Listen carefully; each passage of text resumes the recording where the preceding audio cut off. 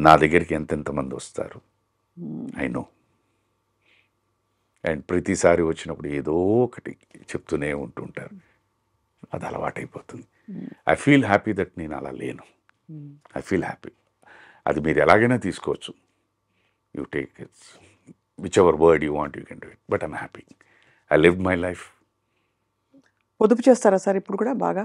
అంటే my cashier is తనేనమ్మా. తనే పెళ్ళైన రోజు మన్నాడు నేను పనిచేసిన తాజ్ కోరమండల్ హోటల్కి తీసుకెళ్ళి ఇద్దరం కూర్చొని నేనేమిటి, నా అలవాట్లు ఏమిటి, నా ప్లస్లు ఏమిటి, నా మైనస్లు ఏమిటి అన్నీ చెప్పేశాను. I set hence fourth you take care of it. ఏమైనా కావాలన్నా తన్నే అడుగుతాను. తర్వాత ఒక బడ్జెట్ పెట్టేసింది, మంత్కి మీకు ఇంత ఇస్తాను. అది మీరు ఒక రోజులో ఖర్చు పెట్టుకుంటారా, నెలలో ఖర్చు పెట్టుకుంటారా, దాచుకుంటారా, నాకు అనవసరం. సో మళ్ళీ నేను నెక్స్ట్ టైంకి వెళ్ళినప్పుడు ఇవన్నీ వస్తాయి. వాట్ హ్యాపెన్, అప్పుడు లెక్కలు అడుగుతూ ఉంటుంది. It's a good thing. తను చాలా పొదుపు అమ్మ, చాలా పొదుపు.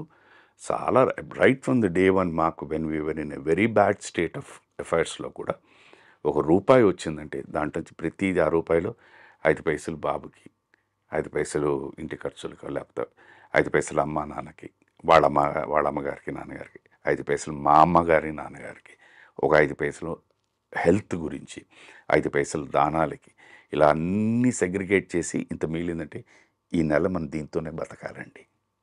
సో దాంట్లో ఏమైపోతుందంటే కోరికలు తగ్గిపోతూ ఉంటాయి. అవును, అంతే కదా సార్, కట్ అయిపోతూ ఉంటాయి. సో 1 by 1 నాకు రెగ్యులర్గా వన్స్ ఇన్ అవే రెస్టారెంట్స్కి వెళ్ళాలని నాకు ఒక కోరిక ఉండేది.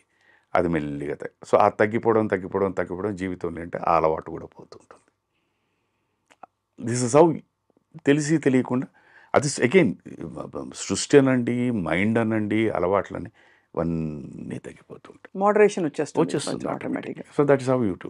సో ఈ నెల ఎందుకులే, వద్దులే, పర్వాలేదు, నెక్స్ట్ టైం చూద్దామని యూ కీప్ సేవింగ్. సో ఈ నెల సేవ్ చేసిన 5 పైసలు నెక్స్ట్ మంత్కి 5 పైసలు సేవ్ అవుతుంది. That's how she buildup.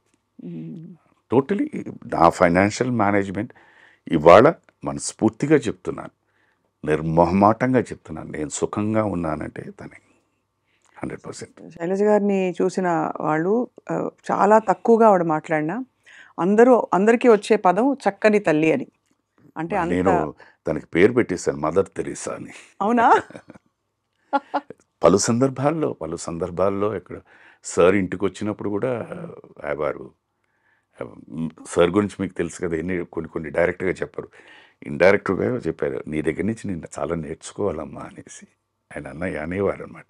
Sir actually అంటే మాకు చాలా కొద్దిగా తెలుసు వారి గురించి. వారు చాలా అంటే ఎనర్జెటిక్ అండ్ ఆల్సో ఇచ్చేస్తారు స్నేహితులకి. మంచి మనసు. అదే నేను ఎప్పుడు చెప్పేదమ్మా, ఆయన సింగింగు, ఆయన యాక్టింగు, ఆయన మ్యూజిక్ డైరెక్షన్, ఆయన యాంకరింగ్, ఇవన్నీ ఒక శిఖరం అంటే వ్యక్తిగా ఆయన ఇంకో శిఖరం అమ్మ. Such a good heart. అది వి మిస్ దట్.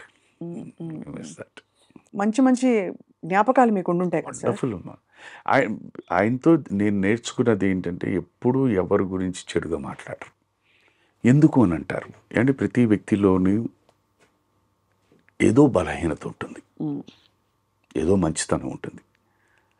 బలహీనత మనకి ఇది బలహీనత అని తెలిసిన తర్వాత నేర్చుకుని మనం పాటించకుండా ఉండాలి. మంచితనం ఉంటే అది నేర్చుకుని పాటించాలి. అది చూద్దామంటారు ఆయన. అంతే, ఎవరైనా మాట్లాడకూడదు. పరిష్కరించుకోవడం ఎలా?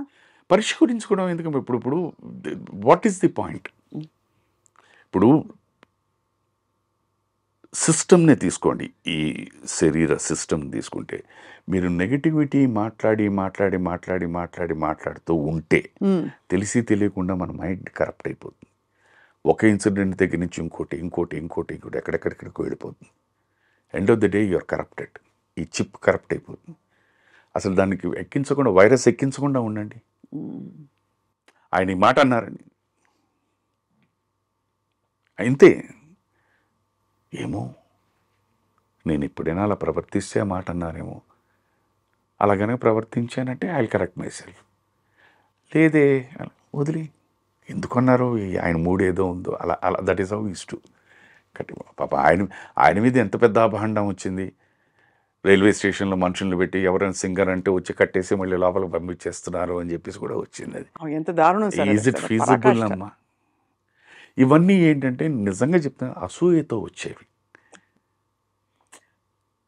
100% నేను చెప్పేది ఈ ఈ మాటలు వచ్చేవి ఏంటంటే ప్రతి ఒక్కడు అనుకుంటాను. నేను అందుకే నేను చెప్పాను కదా, ప్రతి ఒక్కడు మేధావే ఇండస్ట్రీ, ప్రతి ఒక్కడు నా అంత గొప్ప వ్యక్తి లేడు అనుకో, తప్పే లేదు.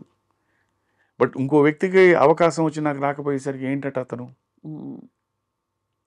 అతను అనేది ఈజ్ ప్రూవ్డ్. అవును,